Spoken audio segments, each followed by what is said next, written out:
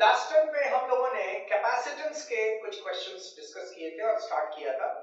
अब उसी सीरीज को आगे बढ़ाएंगे और उसमें हम आगे कुछ क्वेश्चंस डिस्कस करेंगे एनर्जी से related, potential energy stored between the plates of the capacitor and one more very very important that if the capacitor is fully charged and then the dielectric slab is introduced between the plates of capacitor and the capacitor is connected, capacitor is disconnected. ये दो बहुत ही important questions हैं जिसमें लोगों को बहुत सारा confusion होता है. I will remove this confusion in this video. So let us start करते हैं. पहले क्वेश्चन जो दिया हुआ है that is question number 33. Question number 33 is a very easy question और हम इसमें ज्यादा टाइम वेस्ट नहीं करेंगे.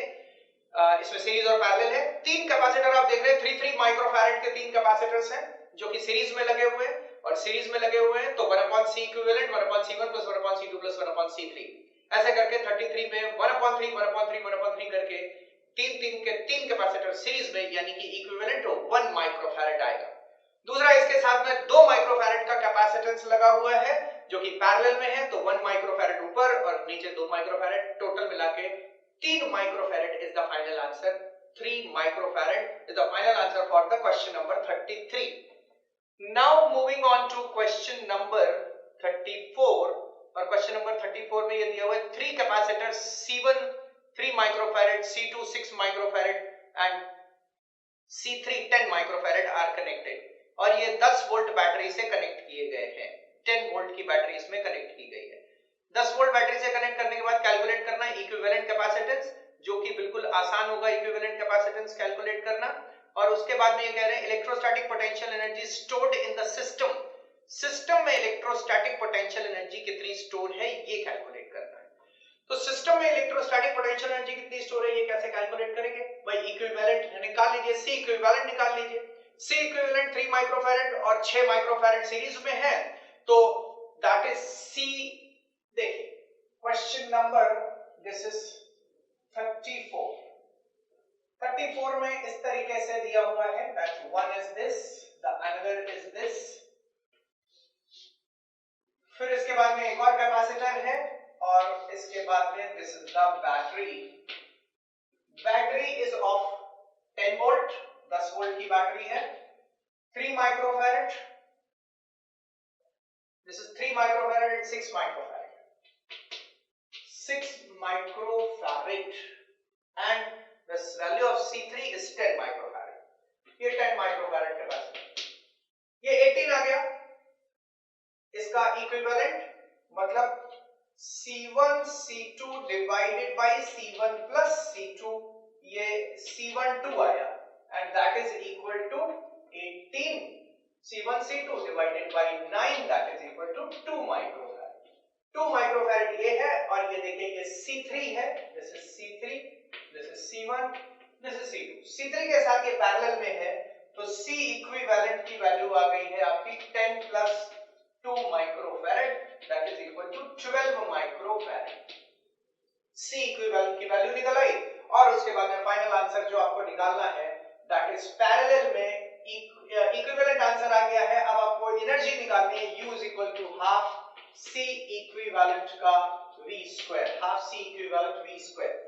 सॉल्व करेंगे, वोल्टेज की वैल्यू 10 वोल्ट दी हुई है और जब आप इक्विवेलेंट पोटेंशियल एनर्जी निकालेंगे so it will come out 6 into 10 to the power -4 joule. That is 6 into 10 to the power -4 joule. Question number 34 is over. Now let us start with the next question, that is question number 35. Question number 35 में हमको क्या करना है that we have to derive an expression for energy stored between the plates of capacitor. Energy stored between the plates of capacitor के लिए हमको क्या करना पड़ेगा कि work done in loading the charge Q between the plates of capacitor or on the plates of capacitor is what we call as energy stored between the plates of capacitor. देखिए यहाँ पर क्या हुआ कि this is a capacitor plate number 1, this is capacitor plate number 2 और इसको हमने connect किया है बैटरी से और बैटरी इसको चार्ज सप्लाई करेगी. that this plate is positively charged, charge is supplied by the battery positively charge हो गया और उसको चार्ज Q इसमें at any time t is equal to t charge Q इस पे लोड हो गया. Capacitance of the charge is given C. The distance between the plates of the capacitor is a small d. Area of the plate is A, and this plate is negatively charged. Small plate is minus negative plate. और उसके बाद में ये जो charge है ये charge यहां से आकर और इसमें वापस नेगेटिव प्लेट पे एंटर कर जाएगा. Now work done in loading charge Q, जितना चार्ज लोड कर दिया, work done in loading the charge Q on the plates of capacitor is what we call as potential energy stored between the plates of capacitor. अब थोड़ी देर के बाद charge ये जो capacitor है वो फुल्ली चार्ज हो जाएगा. जैसे ही कैपेसिटर फुल्ली चार्ज हो जाएगा, that means now work done in full charging of the capacitor will be stored in terms of potential energy, और वही potential energy electrostatic potential energy होगी between the plates of capacitor. हम छोटा सा charge इसके ऊपर लोड करते हैं. कितना? dq चार्ज लोड करते हैं, और उस dq चार्ज को लोड करने में कितना वर्क डन करना पड़ेगा? dw. छोटा सा चार्ज लोड किया, थोड़ा सा वर्क डन हुआ और उसके बाद उसको इंटीग्रेट कर दिया कि फुल चार्ज कितना है. मान लेते हैं कैपिटल Q फुल चार्ज हुआ, उसके बाद में उसकी टोटल पोटेंशियल एनर्जी निकाल देंगे. देखिए dw will be the small work done in loading the charge dq. So v into dq, ये हो गया charge. Now w will be equal to integral of v dq, और इसमें v dq टोटल चार्ज कितना load कर रहे हैं हम यहाँ पर? 0 से लेकर total charge capital Q load कर. Capital Q is the total charge loaded. v की वैल्यू होती है that is q upon c. So जो work done in loading the total charge q, that will becomes potential energy stored between the plates of capacitor. Integrate कर रहे हैं, q upon c लिख दिया है v की जगह पर, और ये dq हो गया. अब q को जब आप इंटीग्रेट करेंगे तो ये आ जाएगा q स्क्वायर बाई 2, और यहां पर हम इसको कहां से कहां तक इंटीग्रेट करेंगे? 0 to capital Q. 0 to capital Q इसको इंटीग्रेट कर रहे हैं. देखिए, so this will be equal to, integration हो गया तो ये आ जाएगा q square by c. q square by c, और ये डिवाइडेड बाई 2 कर दिया है. कहां से कहां तक इंटीग्रेट कर रहे हैं? 0 टू कैपिटल Q इंटीग्रेट कर रहे हैं. फाइनल आंसर जो आएगा, that potential energy stored between the plates of capacitor is a capital Q square by 2c. Energy stored between the plates of capacitor. Full charging हो गई capacitance की, और उसके बाद में ये आंसर आया. Q की जगह पर अगर हम CV लिखें तो अगला फार्मूला बन जाएगा हाफ CV स्क्वायर. फिर C को अगर रिप्लेस करें तो अगला फार्मूला बन जाएगा that QV by 2. QV by 2. ये तीनों में से कोई भी फार्मूला आप जहां पर जैसी जरूरत पड़े, ये तीनों में से कोई एक फार्मूला आप फटाफट बढ़िया यूज कर सकते हैं. These all are used to calculate the potential energy stored between the plates of capacitor. याद रहे, ये फार्मूला सबसे फेमस है, ज्यादातर जगह पर यही फार्मूला यूज होता है. बाकी आपको जहां पर भी चार्ज दिया हो, कैपेसिटेंस दिया हो, तो आप q स्क्वायर बाई 2 से यूज कर लीजिए. चार्ज दिया है, वोल्टेज दिया है, पोटेंशियल डिफरेंस दिया, qv बाई 2 यूज कर लीजिए. अगला, energy density between the plates of capacitor. Energy density का मतलब होता है that energy stored per unit volume. Energy stored per unit volume कितना होगा? देखिए, एनर्जी डेंसिटी एनर्जी डेंसिटी के लिए बढ़िया तरीका ये है कि सबसे पहले energy stored per unit volume ये निकालना है. एनर्जी स्टोर्ड के लिए पर यूनिट वॉल्यूम, तो एनर्जी स्टोर्ड कितनी है? हाफ CV स्क्वायर फार्मूला ले लेते हैं. Half CV square divided by volume. Volume in capacitor plates के बीच में वॉल्यूम कितना है? देखिए, इसके बीच में डिस्टेंस कितनी है? d. एरिया कितना है? a. एरिया को डेंसिटी, एरिया को डिस्टेंस d से मल्टीप्लाई कर दीजिए, वॉल्यूम पता चल जाएगा. तो area into area multiplied by distance d, that will become volume. अगले स्टेप में हम लिखते हैं ये जो हाफ CV स्क्वायर लिखा हुआ है, देखिए energy density that delta U divided by volume. Is equal to half, C की जगह पर लिख दिया है epsilon not A upon D. ये कैपेसिटेंस है, पैरेलल प्लेट कैपेसिटर का फॉर्मूला हो गया। पोटेंशियल को हम लिख सकते हैं that electric field multiplied by D, तो ई स्क्वायर हो जाएगा, डी स्क्वायर हो जाएगा, डिवाइडेड बाय यहां पर ये a into d। देखिए this a and this a will get cancelled, this d square and this d square will also get cancelled। so energy density का formula finally क्या आया है? एनर्जी डेंसिटी का formula आ रहा है finally delta U per unit volume, energy stored per unit volume is 1/2 epsilon naught E square, 1/2 epsilon naught E square is the energy density, that is energy stored per unit volume। Quick revision, what we have derived: energy stored between the plates of capacitor, charge Q load करने में कितना work done करना पड़ता है, ये होता है energy stored between the plates of capacitor. उसके लिए very small charge dq load किया तो dw वर्क डन हुआ, dw वर्क डन के लिए v into dq, dw is equal to v dq, v की वैल्यू लिखी that is q upon c है, फुल चार्जिंग कैपिटल Q हो रही है, 0 से कैपिटल Q इसको चार्ज किया, Q को इंटीग्रेट करेंगे सो this will become q square upon 2c, और कहां से कहां तक इंटीग्रेट करना है, 0 टू q, इंटीग्रेट कर दिया q स्क्वायर बाय 2c आया। इसके अलावा कैपिटल Q को रिप्लेस किया तो हाफ cv स्क्वायर आया, नीचे c को रिप्लेस कर दिया तो qv बाय 2 आया। एक बात और याद रखिएगा, इस बैटरी से जिसका पोटेंशियल v दिया हुआ है, इस बैटरी से चार्ज कितना निकाला गया है, v। Charge supplied by the battery is not v, that is q। Charge supplied by the battery is q। कितने पोटेंशियल डिफरेंस से निकला है, v से। So what is the work done by the battery, work done by the battery is qv। But what is the energy stored between the plates of capacitor, capacitor के बीच में कितनी energy store हुई है, qv by 2। तो energy stored between the plates of capacitor is half qv by 2, और work done by the battery is what, battery कितना काम कर रही है, capital Q into V।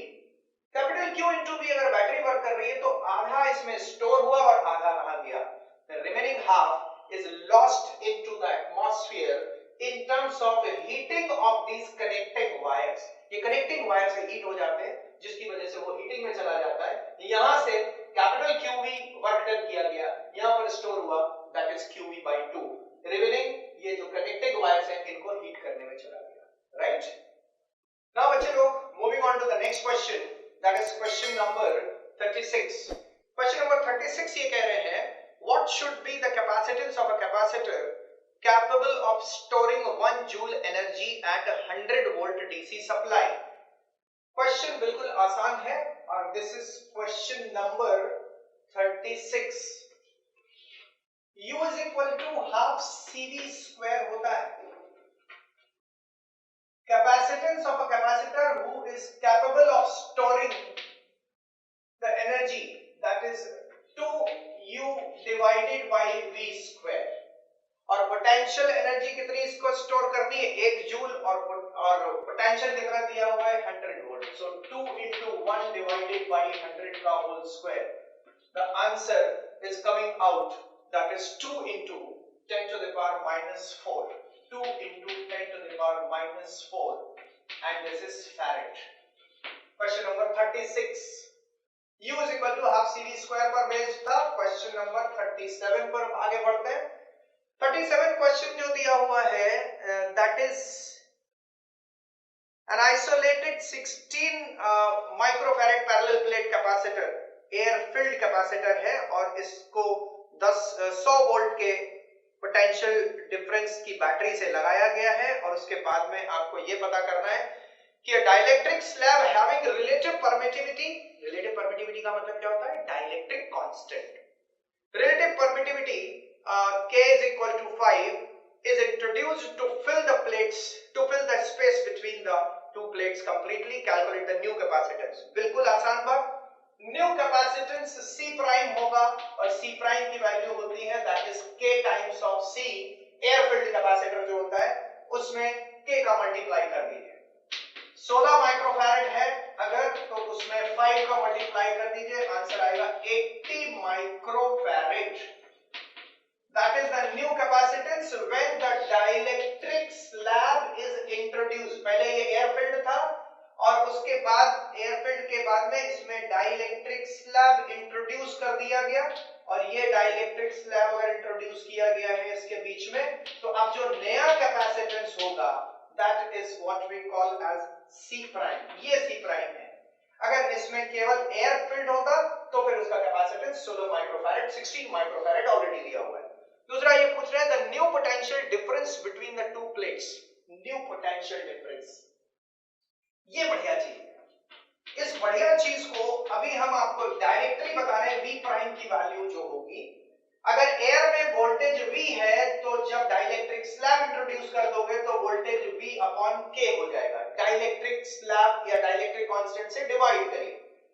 Voltage की वैल्यू अभी यहां पर है 100 वोल्ट, डिवाइडेड बाय K की वैल्यू है 5, दैट मींस 20 वोल्ट होगा।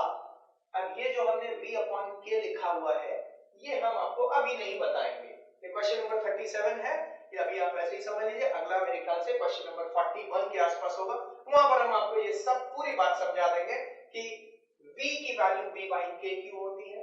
अगर आप डाइलेक्ट्रिक स्लैब इंट्रोड्यूस कर देते हैं इसमें तो फिर पोटेंशियल डिफरेंस जो है V बाई K हो जाएगा। अगर electric field between the plates of capacitor देखेंगे तो वो भी E अपॉन K हो जाएगा, provided the capacitor is fully charged and the battery is removed। Now, battery को रिमूव कर दिया गया हो। पूरी बात अभी आपको समझाएंगे, बढ़िया चार्ट बना के हर चीज समझ में आएगी। अभी यहाँ पर सॉल्व करने के लिए इक्विवेलेंट कैपेसिटेंस जब डाइलेक्ट्रिक स्लैब इंट्रोड्यूस हो गई तो 5 टाइम्स हो जाएगा, पोटेंशियल डिफरेंस 1/5 टाइम्स या 1/k टाइम्स हो जाएगा।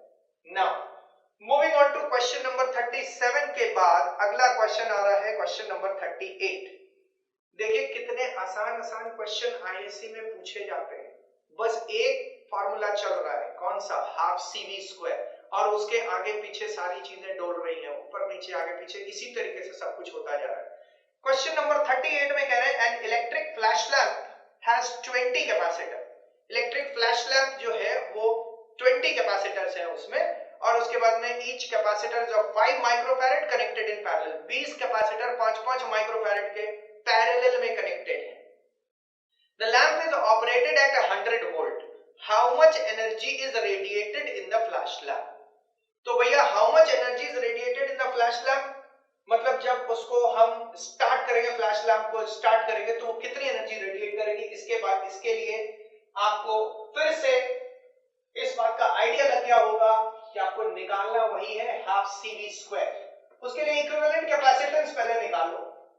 5 माइक्रोफैरेड के 20 कैपेसिटर पैरेलल में हैं, तो क्या लिखोगे, 5 माइक्रोफैरेड को 10 टू द पावर -6 कर लो और इसमें 20 का मल्टीप्लाई कर लो, तो मतलब ये हो जाएगा 100 माइक्रोफैरेड कर लो, या फिर इसको ऐसे कर लो, that is 100 into 10 to the power -6, ऐसे भी कर सकते हैं। 100 माइक्रोफैरेड ये इक्विवेलेंट है, C equivalent. Half CV square कैसे करें। अगला हमको टोटल एनर्जी रेडिएटेड कितनी होगी, that is half CV square. U is equal to half C equivalent into V square. C equivalent की वैल्यू आप निकाल चुके हैं, 100 इनटू 10 टू द पावर -6, ऐसे ही रखिए। वोल्टेज कितना लगाया, पोटेंशियल 100 वोल्ट पे अप्लाइड है, सो 100 का मल्टीप्लाई कर दिया और इसको हमने स्क्वायर कर दिया। The answer for this question is comes out to be 0.5 joule. So energy radiated by the flash lamp, that will be equal to 0.5 joule. This was question number 38. Next question is 39. अब ध्यान से देखिएगा, 39 का मतलब हुआ that is question number 39 में हम आगे बढ़ रहे हैं। अच्छा, 39 क्वेश्चन सॉल्व करने से पहले एक छोटी सी मिस्टेक हो गई है, यहाँ पर -6 होना चाहिए क्योंकि ये क्या चीज है, माइक्रोफैरेड है, इट शुड बी -6। 39 क्वेश्चन आप फिर से देखिए, सब कुछ हाफ CV स्क्वायर के इर्द गिर्द घूम रहा है।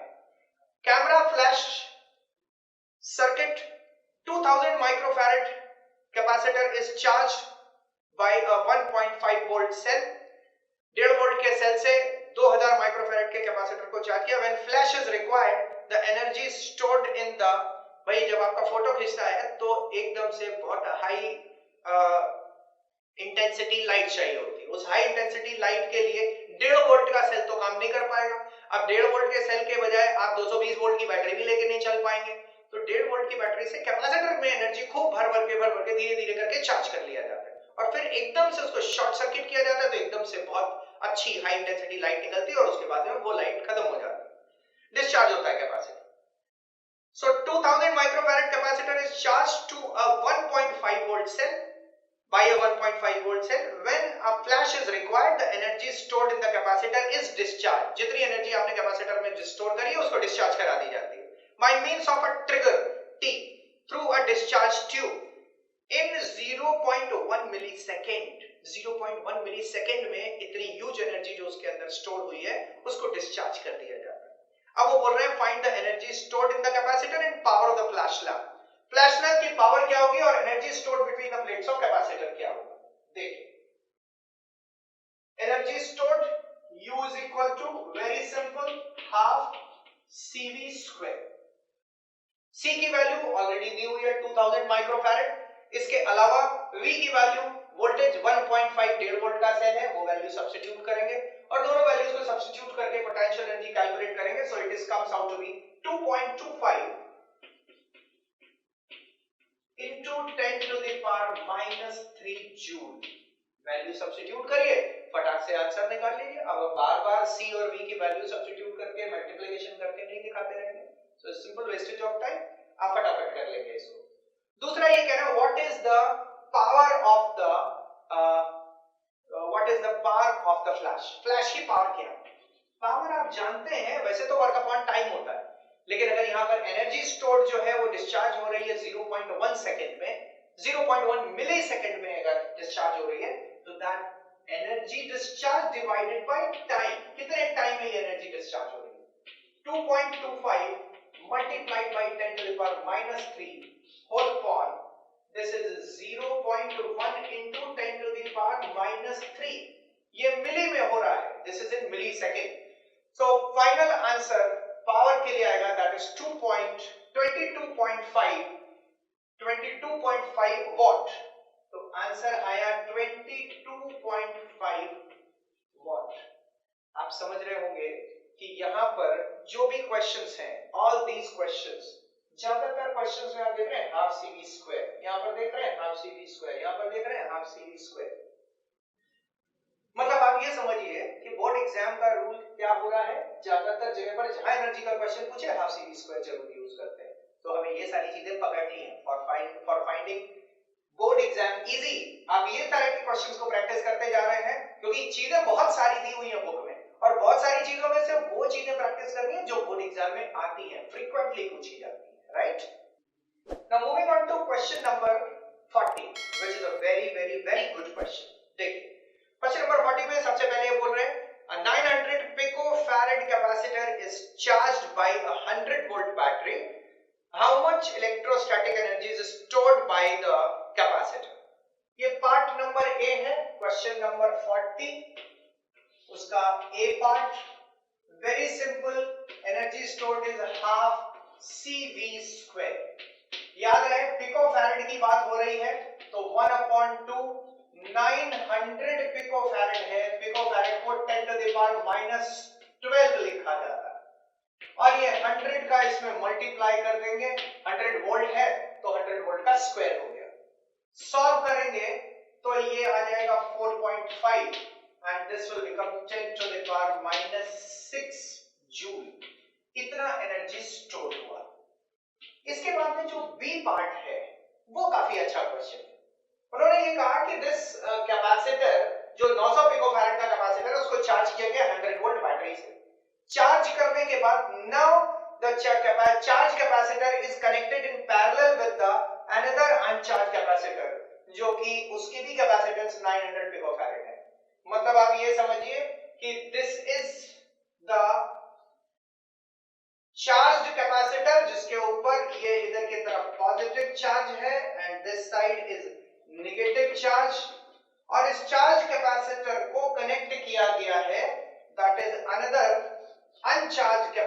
से जो कि सिमिलर अनचार्ज कैपेसिटर है यहां से कनेक्ट किया गया।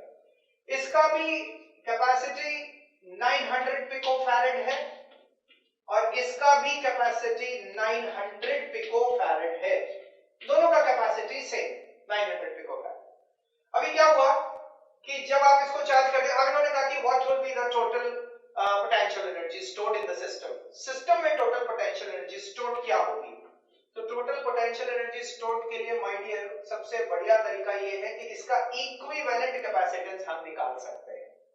दूसरी चीज हम क्या कर सकते हैं कि हम यहां पर चार्ज कितना स्टोर है वो निकाल लें पहले, क्योंकि देखिए यहां पर बाहर से कोई चार्ज नहीं आ रहा है। जो पहले वाले कैपेसिटर की प्लेट्स पे चार्ज स्टोर हो गया वही चार्ज सप्लाई किया जा रहा है अगले वाले दिस अनचार्ज कैपेसिटर को। तो total charge in the system कितना है जो पहले चार्ज कर दिया गया था, that is q into v, that q is equal to c into v। वो कैलकुलेट कर ले, c इक्विवेलेंट निकाल ले। अब आप देखिए यहां पर पोटेंशियल एनर्जी का फार्मूला जो जरूरत पड़ेगा वो q square upon 2c, half cv square से कम नहीं बनेगा, क्योंकि इसका पोटेंशियल तो मालूम है लेकिन इसका पोटेंशियल नहीं मालूम है। ये पोटेंशियल और कंबाइंड होकर क्या पोटेंशियल आएगा वो भी नहीं मालूम है हमको। चार्ज मालूम है कि यहाँ पर जो चार्ज था अब इधर पे थोड़ा चला जाएगा, थोड़ा आधा चार्ज यहाँ चला जाएगा, आधा चार्ज यहाँ पर रहेगा, टोटल चार्ज जितना इसमें है वही रहेगा। तो चार्ज मालूम है, इक्विवेलेंट कैपेसिटेंस मालूम है, इसलिए q square by 2c will be useful formula here. q निकालते हैं, q will be equal to c into v। C की वैल्यू पहले से दी हुई है 900 picofarad, 900 into 10 to the power -12 multiplied by V की वैल्यू वो 100 दिया हुआ है। ये आपका कूलम में चार्ज आ जाएगा। कूलम में चार्ज आने के बाद अब आपका potential energy very simple, U is equal to half C equivalent, sorry half नहीं होगा, Q square by 2C। So what we will be using, that is Q square upon 2C। U is equal to Q square divided by 2C. The value of U is Q square by 2C. So this will be equal to Q square by 2C. Q square की value ऊपर लिखी हुई है और C में क्या लिखा जाएगा? C equivalent। C equivalent 900 picofarad, 900 picofarad. तो C equivalent की वैल्यू हो गई है 1800 पिकोफैरेड। जब आप इसको सॉल्व करेंगे वैल्यू Q वाली वैल्यू आप यहां से लाएंगे, द वैल्यू ऑफ Q यहां से लाके सब्स्टिट्यूट करेंगे, C इक्विवेलेंट की वैल्यू यहां से सब्स्टिट्यूट करेंगे और आपका जो आंसर आएगा, so this answer this comes out to be that is 2.25 into 10 to the power -6, 2.25 into 10 to the power -6 joules। This will be the answer for this question. So remember पहला वाला बिल्कुल आसान, half cv square हो गया, value put कर दी, answer आ गया। फिर ये जो चार्ज कैपेसिटर है इसको अनचार्ज कैपेसिटर से कनेक्ट किया। अब टोटल सिस्टम एनर्जी कितनी स्टोर होगी उसके लिए इक्विवेलेंट कैपेसिटेंस निकाल लिए और चार्ज कितना था पहले कैपेसिटर पर वो निकालिए और फार्मूला यूज करिए q square divided by 2c और c क्या है? c equivalent. Now the next, that is the most important concept discussion of this video। इस सेशन में हम सबसे इंपॉर्टेंट चीज डिस्कस करने जा रहे हैं जिसमें सबसे ज्यादा कंफ्यूजन होता है और उस कंफ्यूजन को हम बिल्कुल ऑर्गेनाइज्ड तरीके से यहाँ पर रिमूव करेंगे और वो परमानेंटली रिमूव होना चाहिए कंफ्यूजन। रिजल्ट आप चाहे जहां भी यूज करें, क्यों हो रहा है वो पूरी बात हम आपको यहाँ पर बता रहे हैं। Not only in ISC but CBSE में थोड़े डिफिकल्ट क्वेश्चंस होते हैं, वहां पर ये बहुत जगह पर पूछा जाता है।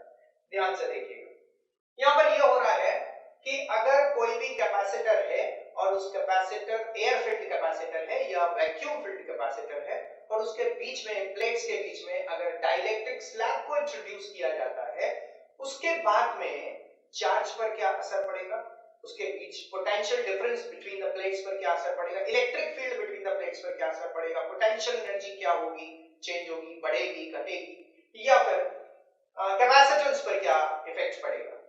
इसमें भी दो अलग अलग तरह के केसेस होते हैं। एक ये होता है कि कैपेसिटर को बैटरी फुल्ली चार्ज कर देती है, फिर बैटरी को निकाल के अलग डिस्कनेक्ट कर देते हैं और उसके बाद डाइलेक्ट्रिक स्लैब को इंट्रोड्यूस करते हैं। दूसरे केसेस वो होते हैं जहां पर कैपेसिटर से battery remain connected, battery connect रहेगी, और अब डाइलेक्ट्रिक स्लैब को इंट्रोड्यूस करेंगे, तब इन सारी चीजों पर क्या असर पड़ेगा, दोनों चीजें हम लोग एक साथ डिस्कस करेंगे। देखिए सबसे पहले हम लोग फिगर ड्रॉ करते हैं। This is the capacitor which is being charged by the battery। ये बैटरी से इस कैपेसिटर को चार्ज कर दिया गया, और चार्ज करने के बाद इसके ऊपर ये positive plate of the battery है, यहां पर ये पॉजिटिव चार्ज आ गया, and this is the negative plate of the battery, इसके ऊपर यहां पर देखिए ये नेगेटिव चार्ज आ गया। Now this capacitor is this battery is disconnected. ये देखिए इसमें डिस्कनेक्ट का साइन मैंने बना दिया, इसको डिस्कनेक्ट, ये मैंने सीजर बनाया हुआ है, यहां पर भी इस बैटरी को हमने डिस्कनेक्ट कर दिया, और यहां पर भी ये देखिए ये मैंने सीजर बनाया, बैटरी को डिस्कनेक्ट कर। जब बैटरी हटा दिया तो हटाने के बाद आप ये देखिए यहां पर चार्ज, बैटरी ने कितना चार्ज इसके ऊपर दिया था, ये चार्ज Q आ चुका था यहां पर, और ये -Q, यानी कि total charge of the battery is Q। Q is the charge on this capacitor, not battery। Capacitor के ऊपर Q चार्ज आ गया था, and the capacitance of this capacitor was C। potential difference across the plates of the battery was V। ये charge हो चुका है। इसके बाद बैटरी इज डिस्कनेक्टेड, याद रखिएगा, मैं यहां पर लिख भी देता हूं, battery is disconnected, battery is disconnected. Now after this दूसरी साइड पर हम डायग्राम बना रहे हैं जहां पर battery will not be disconnected, battery will remain connected. ये देखिए plates of capacitor, this is the plates of capacitor, और इन प्लेट्स ऑफ कैपेसिटर को हमने बैटरी से कनेक्ट किया, दिस इज द बैटरी। अब इसके बाद यहां पर this is the positive plate of the battery, तो यहां पर ये पॉजिटिव चार्ज हो गया, and this is the negative plate of the battery, so ये नेगेटिवली चार्ज हो गया।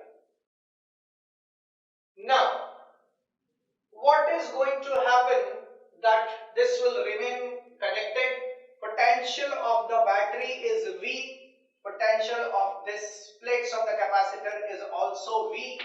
इसके बाद में इसके बीच में एक डाइलेक्ट्रिक स्लैब को इंट्रोड्यूस किया जा रहा है, this is a dielectric slab which will be introduced between the plates of capacitor, ऐसे करके इसका डाइलेक्ट्रिक कांस्टेंट या relative permittivity is given K, इसके बीच में इसको इंट्रोड्यूस किया जा रहा है। Capacitance that is already given, capacitance of the capacitor is C, charge Q इसके ऊपर लोड हो चुका है। रिमेंबर यहां पर हमने इसको बैटरी डिस्कनेक्ट किया, और बैटरी को डिस्कनेक्ट करने के बाद अब आप देखिए ये आपका कैपेसिटर आ रहा है, कैपेसिटर में वन साइड में this is positively charged, this side is negatively charged. Dielectric slab यहां पर भी इंट्रोड्यूस किया जाएगा between the plates of capacitor, ये देखिए dielectric slab is introduced between the plates of capacitor, इसका डाइलेक्ट्रिक कांस्टेंट K है। फिर इसके अलावा दूसरी चीज ये है that capacitance of the capacitor is C, charge इसके ऊपर जो लोड हो चुका था पहले वही चार्ज यहां पर है Q, and the potential difference is V। अब देखिए हमको ये करना है, इनिशियली यहां पर ये देखिए ये Q है, इनिशियली Q चार्ज है, कैपेसिटेंस C है इनिशियली, और उसके बाद में फाइनली। हम इनिशियली सबसे पहले लिखते हैं, इसको बोलते हैं before, this is before. Before का मतलब होता है दैट बिफोर को हम ऐसे भी लिख सकते हैं, और बिफोर को आप लोग नए बच्चे, नए जमाने के बच्चे बिफोर ऐसे भी लिखते हैं, राइट, बिफोर। और बिफोर के बाद में फिर the next one is comes out to be after, before and after. After क्या होगा और बिफोर क्या होगा।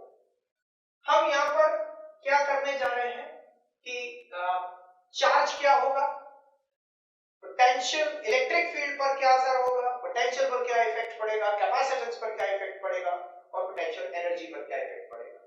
इनिशियली बिफोर आप देखें तो यहां पर चार्ज शुरुआत में था Q, इलेक्ट्रिक फील्ड यहां पर था E, पोटेंशियल था V, कैपेसिटेंस था C और पोटेंशियल एनर्जी था U। This is what, this is before. ये बिफोर की बात हो गई, क्यों की बात। बिफोर के बाद में नेक्स्ट आता है आफ्टर, और आफ्टर कौन सा, जब इस साइड के लिए आफ्टर। आफ्टर यहां पर ये हो रहा है, that is this is after इधर की साइड से, और आफ्टर फिर नेक्स्ट जब ये बैटरी विल रिमेन कनेक्टेड तब उसके बाद में आफ्टर क्या होगा। अभी हम इसके लिए डिस्कस कर रहे हैं what will be the after. यहां पर देखिए शुरू में चार्ज Q था तो बाद में भी चार्ज Q ही रहेगा, चार्ज चेंज नहीं होगा। इनिशियली इलेक्ट्रिक फील्ड की वैल्यू E थी, इलेक्ट्रिक फील्ड E की वैल्यू क्या होती है, that is sigma by epsilon not between the plates of capacitor. Electric field was sigma by epsilon not, तो यहां पर हम ऐसे लिख सकते हैं that initially electric field was sigma upon epsilon not.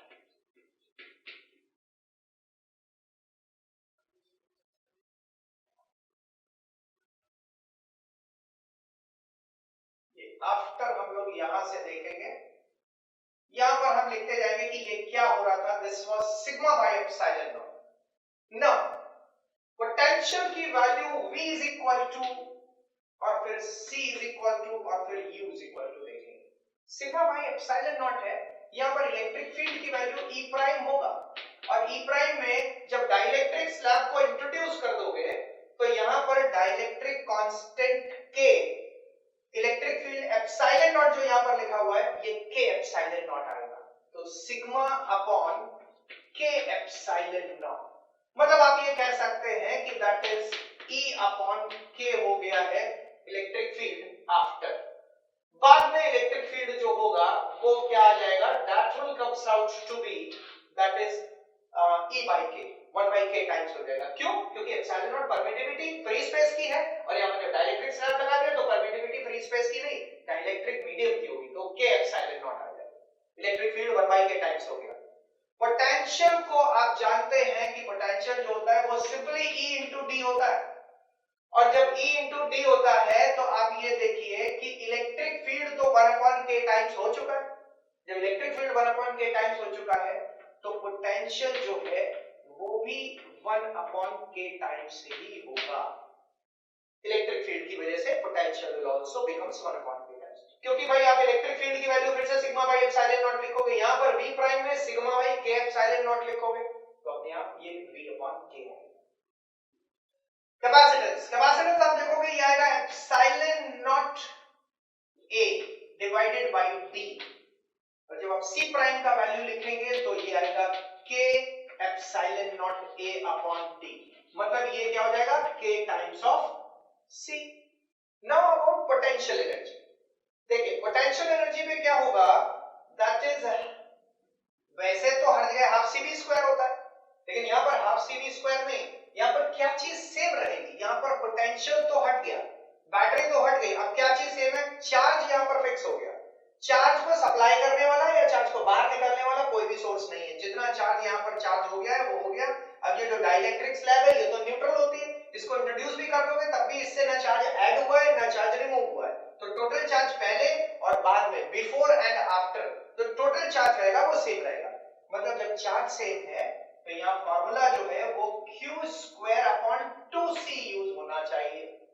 मतलब आप ये देखिए आफ्टर में U प्राइम का वैल्यू जब आप निकालोगे तो चार्ज पहले जो था वही बाद में रहा, लेकिन यहाँ पर 2C प्राइम लिखा जाएगा, और C प्राइम क्या हो गया है K times of C, that means we write Q square upon 2C multiplied by K, मतलब पोटेंशियल एनर्जी आपकी U अपॉन K टाइम्स आ गई है, मतलब पोटेंशियल एनर्जी रिड्यूस हो गई है। एक बात बहुत ध्यान से समझिएगा, पहले पोटेंशियल एनर्जी कितनी थी, ज्यादा, that means initial potential energy जो थी that is greater than final potential energy.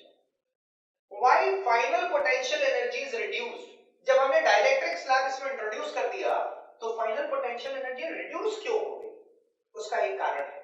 आपसे अगर कोई ये प्रश्न पूछे कि जब डाइलेक्ट्रिक स्लैब इसके कैपेसिटर के माउथ के पास यहां पर बिल्कुल प्लेट्स के पास ले जाया जाएगा तो क्या होगा?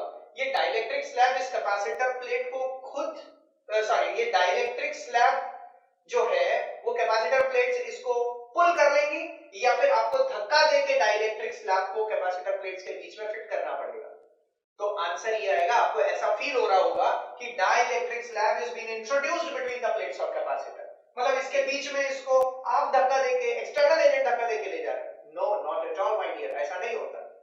Dielectric slab is pulled by the plates of capacitor. ये कैपेसिटर प्लेट्स इसको पुल करती है। कैसे?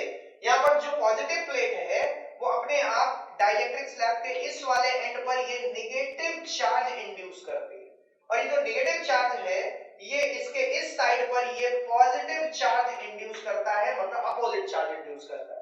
तो देखो ये पॉजिटिव नेगेटिव इंड्यूस हो गया, ये नेगेटिव पॉजिटिव इंड्यूस हो गया, और इसको अपने आप पुल करेगा, और जब पुल करेगा तो यानी कि यहां पर इलेक्ट्रोस्टैटिक फोर्स वर्क कर रहा होगा, और इलेक्ट्रोस्टैटिक फोर्स वर्क करेगा, दैट मींस एनर्जी स्टोर्ड जो पहले से कैपेसिटर प्लेट्स के बीच में थी will be spent in pulling the dielectric slab, और जब डाइलेक्ट्रिक स्लैब को पुल करने में एनर्जी स्टोर्ड खर्च होगी तो इसीलिए फाइनल एनर्जी रिड्यूस हो जाएगी। So what will be the work done in pulling this dielectric slab between the plates of capacitor? That is energy, initial energy और final energy आपको निकल आएगी, final minus initial energy. That will be the change in potential energy, और वही change in potential energy इस dielectric slab को पुल करने में यूटिलाइज होगी। मतलब ये बात क्लियर है, पहले पोटेंशियल एनर्जी ज्यादा थी, जब आपने डाइलेक्ट्रिक स्लैब इंट्रोड्यूस किया पोटेंशियल एनर्जी रिड्यूस हो गई। Where the difference has gone? Difference is used by the electrostatic force to pull the dielectric slab between the plates of capacitor. ये हम नहीं पुश करेंगे, ये अपने आप डाइलेक्ट्रिक स्लैब को पुल किया जाएगा। Now the remaining part, पहला वाला मैंने बताया जब बैटरी डिस्कनेक्ट कर दी जाती है, और फाइनल दूसरे वाले में जिसमें बैटरी विल रिमेन कनेक्टेड। याद रहे इसमें बहुत सारे न्यूमेरिकल्स बनते हैं, और ये जो मैंने यहां पर लिखा था कि ये charge will remain same, electric field reduce हो जाता है, पोटेंशियल रिड्यूस हो जाता है, कैपेसिटेंस इंक्रीज हो जाता है, पोटेंशियल एनर्जी आपको दिखाया था मैंने, पोटेंशियल एनर्जी रिड्यूस हो जाती है। इस पर बेस्ड बहुत सारे क्वेश्चंस होते हैं। यहां पर आप देखिए battery remain connected, battery remain connected, battery connect रहेगी, बैटरी इधर उधर, बैटरी को डिस्कनेक्ट नहीं किया जाएगा। चार्ज के बारे में हम बाद में बताएंगे, अभी ये चार्ज पिछले वाले केस में सेम था, इस वाले केस में चार्ज चेंज होगा। हमारा फंडा ये होता है कि आप देखिए कि जब बैटरी डिस्कनेक्ट की जाती थी तो क्या चीज सेम रहेगी वो सबसे पहले देखते हैं। तो हमको ये पता चला कि पहले और बाद में चार्ज सेम रहेगा। बैटरी लगा के रखी थी, फुल्ली चार्ज हो गया, अब बैटरी को डिस्कनेक्ट कर दिया, चार्ज वही है, डाइलेक्ट्रिक स्लैब को इंट्रोड्यूस कर दिया, चार्ज वही है। वहां से शुरुआत करते थे कि चार्ज सेम रहेगा। दूसरा जो सबसे आसान चीज होती थी, मतलब क्या चीज सेम रहेगी, पहला ये पकड़ना है, और दूसरा ये पकड़ना है कि क्या चीज इजीली हम जान सकते हैं कि ये इंक्रीज हो रही है या डिक्रीज हो रही है। उसमें सबसे आसान चीज होती है कैपेसिटेंस। कैपेसिटेंस जब आप डाइलेक्ट्रिक स्लैब इंट्रोड्यूस कर दोगे तो भैया कैपेसिटेंस के टाइम्स हो जाएगा, ये सबसे आसान बात है। C प्राइम की वैल्यू जो है that will be k times of epsilon naught a upon d, that means equal to a upon d, that is equal to k times of c, ये हो जाएगा। यहां पर आप देखेंगे बैटरी अगर कनेक्ट रहेगी, ये बैटरी इस कैपेसिटर प्लेट से कनेक्ट रहेगी, तो मतलब जो पोटेंशियल डिफरेंस यहां पर है वही पोटेंशियल डिफरेंस यहां पर लगा है, और डाइलेक्ट्रिक स्लैब इंट्रोड्यूस की जा रही है, नहीं इंट्रोड्यूस की जा रही है। In all the cases potential difference यहां पर और पोटेंशियल डिफरेंस यहां पर सेम रहेगा, तो पहले और बाद में potential difference will remain same. तो बाद में भी पोटेंशियल डिफरेंस V प्राइम की वैल्यू जो है वो जो पहले पोटेंशियल था वो बाद में पोटेंशियल है, सेम रहेगा। चार्ज के बारे में देखें तो यहां पर Q is equal to CV होता है। ये जो था Q is equal to C into V था, यहां पर जो Q की वैल्यू है वो C इंटू ये Q प्राइम चार्ज होगा, ये C that is C prime हो चुका है तो C प्राइम लिख दो इंटू V, पोटेंशियल बाद में जो है वो वही है तो C प्राइम इंटू V।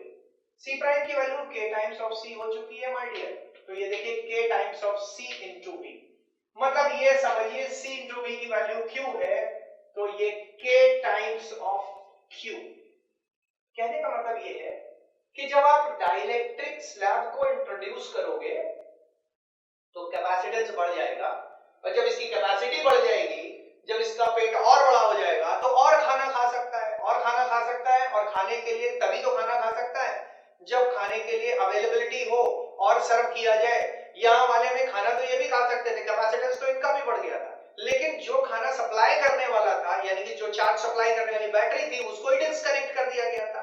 यहाँ पर सर्विस अभी भी कंटिन्यूड है, यहाँ पर बैटरी अभी भी कंटिन्यूड है। जैसे ही डाइलेक्ट्रिक स्लैब इंट्रोड्यूस करोगे इसका कैपेसिटेंस बढ़ जाएगा, कैपेसिटेंस बढ़ जाएगा, more charge can be accommodated and more charge will be supplied, that means charge on the plates of capacitor will increase। तो ये देखिए इंक्रीज हो गया K times of Q।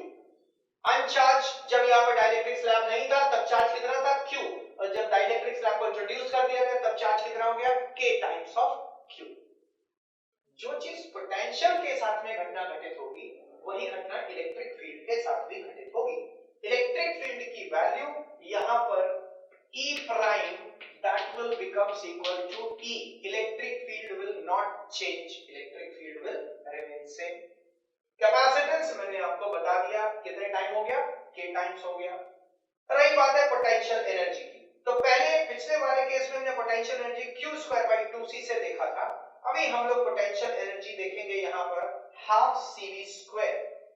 Half CV² वो इस वजह से पोटेंशियल एनर्जी कि यहाँ पर देखिए V before dielectric slab is introduced and after dielectric slab is introduced, दोनों केस में पोटेंशियल V सेम है, पोटेंशियल V सेम है और कैपेसिटेंस कितने टाइम्स हो जाएगा K टाइम्स। तो हमारा आंसर यहाँ पर देखिए क्या आएगा, U प्राइम का वैल्यू आएगा हाफ C प्राइम V² और ये हो जाएगा that is half K times of CV², that means K times of U, means potential energy of the system will increase। जब हम डाइलेक्ट्रिक स्लैब को इंट्रोड्यूस कर देंगे चार्ज बढ़ जाएगा, जब चार्जिंग बढ़ेगी तो ऑफ कोर्स पोटेंशियल एनर्जी भी बढ़ जाएगी। तो याद रखिएगा कि when battery remain connected, जब बैटरी कनेक्ट रहेगी, battery remain connected, then what will happen, this charge value of the charge that will increase, value of the electric field will remain same, that is remain equal, potential will remain equal, capacitance increase, potential energy between the plates of capacitor that will also increase। previous case में क्या हुआ, previous case में जब battery को disconnect कर दिया गया था, जब बैटरी को डिस्कनेक्ट कर दिया गया था वहां पर चार्ज क्या था, सेम था, कैपेसिटेंस क्या हो गया था, कैपेसिटेंस वहां भी इंक्रीज कर गया था। पोटेंशियल एनर्जी मैंने आपको दिखाया था डाइलेक्ट्रिक स्लैब को जब इंट्रोड्यूस किया गया था उसकी पोटेंशियल एनर्जी रिड्यूस हो गई थी, पोटेंशियल एनर्जी रिड्यूस। पोटेंशियल और इलेक्ट्रिक फील्ड कितना हो गया था 1/k टाइम्स, तो electric field will also becomes 1/k times decrease हो गया। पोटेंशियल क्या हुआ था, वो भी डिक्रीज हो गया। ये व्हेन बैटरी डिस्कनेक्टेड और वो वाले सारे रिजल्ट्स जो ये हम आपको बता रहे हैं व्हेन बैटरी रिमेन कनेक्टेड। सो आज के सेशन में ये दो इंपॉर्टेंट चीजें हैं, आपको एक बार समझने में प्रॉब्लम हो वीडियो को रिवाइंड करके देखिए, 2 बार देखिए, 3 बार देखिए, इससे बहुत सारे न्यूमेरिकल्स बनते हैं, बहुत सारे क्वेश्चंस जेईई मेंस पे भी आ चुके हैं और बहुत जगह पर आप नीट में क्वेश्चंस देखेंगे वहां पर भी आ चुके हैं। This concept is very important. हमने एक क्वेश्चन डिस्कस किया, इसके बाद में क्वेश्चन नंबर 42 बोर्ड एग्जाम में आया हुआ क्वेश्चन है, वो बिल्कुल यही चीज, इसी में से एक चीज पूछी गई है। हमने यहाँ पर कितनी चीजें डिस्कस करी, 1 2 3 4 5 5 चीजें हमने डिस्कस करी और उसके बाद छठी चीज ये भी डिस्कस करी कि डाइलेक्ट्रिक स्लैब को इंट्रोड्यूस नहीं किया जाता है, वो खुद पुल करके जाती है पिछले वाले केस में। ये सारी चीजें डिस्कस होने के बाद work done in pulling the dielectric slab. आप क्वेश्चंस देखेंगे सब कुछ इन दोनों डिस्कशंस में से ही होगा, इसके बाहर नहीं होगा। So keep studying properly, revising properly और उसके बाद इस पर बेस्ड अगर क्वेश्चन कहीं पर मिलते हैं तो आप आराम से सॉल्व कर पाएंगे। ये कैपेसिटेंस का जो एक्सप्लेनेटरी सेशन था वो समाप्त हुआ। नेक्स्ट टर्म से शॉर्ट आंसर टाइप क्वेश्चंस पूरे इलेक्ट्रोस्टैटिक्स के डिस्कस करेंगे। अगले 2 वीडियोस में शॉर्ट आंसर टाइप क्वेश्चंस पूरे इलेक्ट्रोस्टैटिक्स के डिस्कस होंगे। ऑलमोस्ट रैपिड फायर राउंड होगा, फटाफट क्वेश्चंस होंगे और फटाफट डिस्कस करते जाएंगे। तो याद रहे, इसका मतलब ये नहीं कि आपको कुछ पल्ले नहीं पड़ रहा है कि फटाफट डिस्कस ही होता जाएगा, नहीं, एक एक चीज रिकॉर्ड में होगी। डिस्क्रिप्शन बॉक्स में आपको पीडीएफ मैंने डाल रखी है, लिंक दिया हुआ है, वहां से पीडीएफ डाउनलोड कर लीजिए और उसके बाद में उसको पूरा सॉल्व कर लीजिए। जब आप पूरा सॉल्व कर लेंगे फिर उसके बाद में वीडियो को देखेंगे, आपको हर चीज बढ़िया क्लियर समझ में आएगी। नहीं तो पहले एक बार वीडियो देख लीजिए, फिर आप क्वेश्चन सॉल्व कर लीजिए और उसके बाद वापस दोबारा देखिए, तो आपको हर चीज बहुत अच्छे तरीके से क्लियर तैयार हो जाएगी। एंड रिमेंबर, मैं फिर से कह रहा हूं, जितनी चीजें मैंने यहां पर डिस्कस करी है, 77 क्वेश्चंस है इलेक्ट्रोस्टैटिक्स के, इसके बाहर कुछ भी बोर्ड एग्जाम में नहीं आएगा, बिल्कुल नहीं आएगा, सिर्फ इतना ही आएगा। Okay, see you the next in the next video. Till then, bye bye, keep revising the things. Thank you.